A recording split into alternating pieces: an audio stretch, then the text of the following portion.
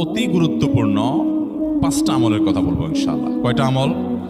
5টা আমলের কথা বলবো জীবনের তরে। এই 5টা আমল সারা জীবন নিয়মিত আঁকড়ে ধরবেন, আমল করবেন। যারা নিয়ত করতেছেন হাত তোলেন। আল্লাহ আমাদের সবাইকে আমল করার তৌফিক দান করুন। আল্লাহ আমাদের সবাইকে কবুল মঞ্জুর করুন।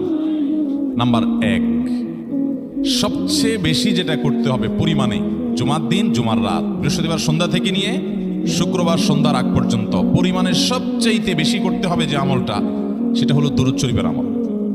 কিসের আমল ভাইরা?